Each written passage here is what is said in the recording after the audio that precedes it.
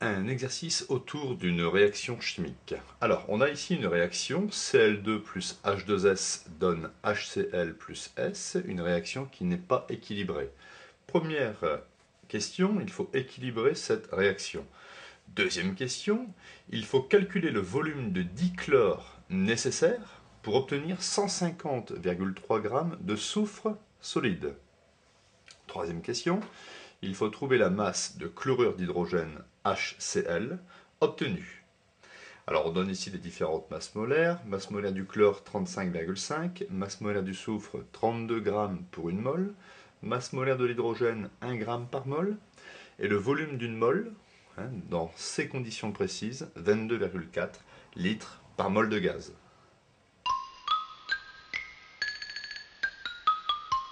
Alors première question, on va équilibrer cette réaction. Alors ici nous avons deux chlores et ici un seul chlore. Donc je vais prendre ici deux molécules de HCl. Au niveau des hydrogènes, on a ici deux hydrogènes et ici deux hydrogènes. Et au niveau des soufres, un soufre, un soufre. Donc la réaction est ici bien équilibrée.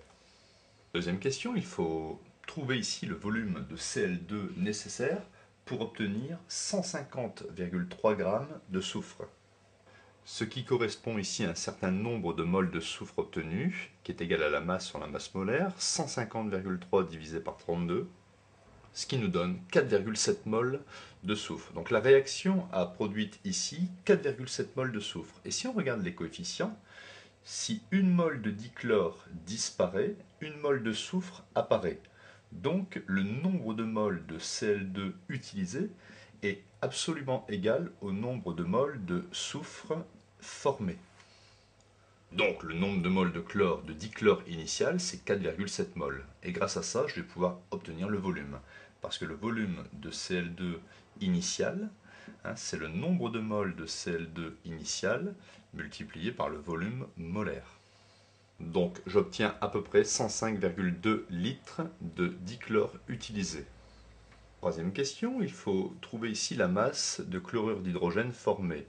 C'est simplement égal au nombre de moles fois la masse molaire. Donc le nombre de moles d'HCl formé fois la masse molaire du chlorure d'hydrogène. Alors, on voit ici que si on prend une mole de dichlore ici qui se décompose, ça va générer, d'après l'équation, 2 moles d'HCl. Comme on est parti de 4,7 moles de dichlore, ça va générer 2 fois 4,7. 2 fois 4,7, ça nous donne du 9,4. La masse molaire d'HCl, hydrogène c'est 1, et le chlore c'est 35,5. On passe à l'application numérique, et j'obtiens une masse de chlorure d'hydrogène formée à peu près égale à 343,1 grammes.